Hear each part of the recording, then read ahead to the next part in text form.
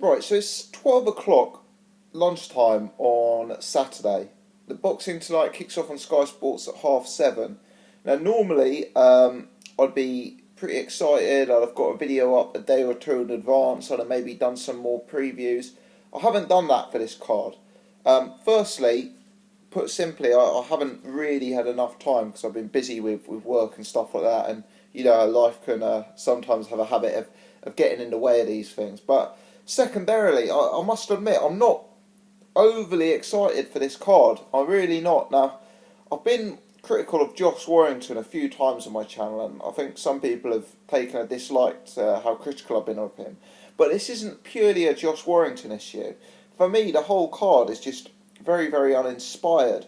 And this really is an example of why not to like the pay-per-view model. I mean, in my mind, I'm not against high level pay-per-views. Obviously, don't get me wrong, I'd rather watch them for free, wouldn't we all? But, I understand how the business side works, and I know that sometimes you've got to have pay-per-view to make a fight. So I'm not against the pay-per-view model. I think what I am against is kind of targeting to do 6 pay-per-views or 8 pay-per-views or 4 pay-per-views a year.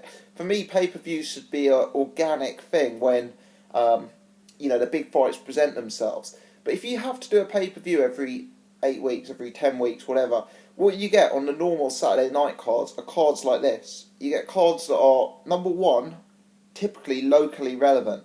Because there aren't big fights on the cards, what you have is the way to sell tickets, the way to generate interest is to do something within a city, because that kind of more condensed area will generate interest. So you see that with Leeds and Josh Warrington. Warrington's not a fighter who really, in my opinion, is nationally or internationally relevant.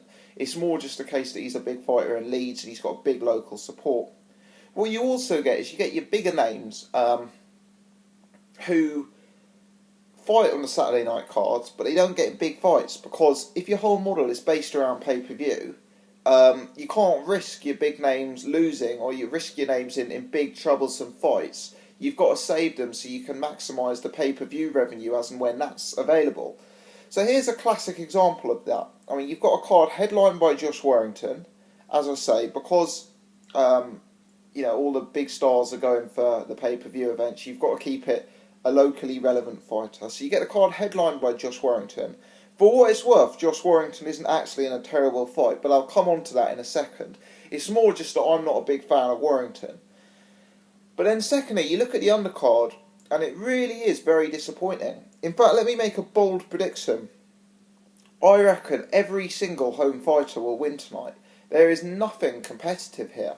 I mean, you've got 3 fighters on the undercard who, I think I'm right in saying, 3 guys who have all fought at world title level. You've got Martin Murray, you've got Tony Bellew, you've got Stuart Hall. Not one of them's in a decent fight. Not a single one of them is in a decent fight.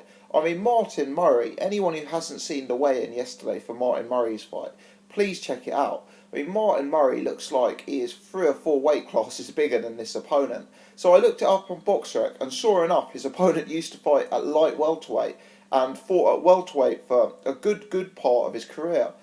So this fight is at super middleweight, and Martin Murray is fighting a welterweight. Literally, the size difference was so evident yesterday. You look at Tony Bellew, he's fighting a guy with, I can't remember, is it 16 losses? Is it 26 losses? Yeah, he's fighting a guy with terrible amount of losses. Stuart Hall, the same, All of these guys who are big names, or bigger names, shall we say, guys who have fought at world level, guys like Tony Bellew, who have headlined pay-per-views in their own right. Guys like Martin Murray, who's fought at a level, he's fought opponents who many would consider a pound-for-pound level opponent recently in Gennady Golovkin. These guys are fighting in the most uninspiring, boring, one-sided matchups. And for me, this all relates back to the pay-per-view model. Because what you do, if your business is focused around pay-per-view, on the Saturday night cards, you either put up, as I say, the locally relevant fights, or you just put your guys in matches for them to win easily. Because your business is centred around that hit of pay-per-view revenue So you cannot risk losing a big name on a Saturday night card which isn't pay-per-view, which makes the fights really, really one-sided. I mean, these Martin Murray, Tony Bellew, Stuart Hall fights, the difference in class is going to be so vast that for me this undercard is really uninspiring and quite frankly quite dull. Not this is not going to be entertaining. And guys like Tony Bellew, guys like Martin Murray, guys like Stuart Hall, they're not the biggest punchers in the world. It's not going to be like watching Anthony Joshua or Dillian White run through journeyman level opponents. Martin Murray's probably going to labour to a close decision win over this guy. For me, it's just really uninspiring. As for the main event, Josh Warrington, well, as I've already said, I'm not the biggest fan of Josh Warrington. I think he's very, very technically limited. I think he's a light puncher. I think he makes a lot of errors, and I think he's a guy who's purely locally relevant. I don't think he's got much upside at all. Having said that, there's clearly a big fight for him on the horizon with Lee Selby, a fight that people talk about as the Elland Road fight. Fair play to Eddie Hearn for risking his man against Joel Brunker. Brunker is beatable. He's limited himself. He looked very, very poor and one-dimensional against Lee Selby. But it is a step up. Brunker's got more experience than Warrington. He's got better amateur pedigree than Warrington. It is a step up. It's a guy who was viewed as a massive test for Lee Selby relatively recently. And for a guy who is as limited as Josh Warrington is, in my opinion, this is actually a slightly closer fight. I was just looking at the bookmakers' odds. I think Warrington is 1-5 on. Now, whilst I don't think I could bring myself to bet on Joel Brunker, because I don't think he's any good, and my gut instinct is he won't win. I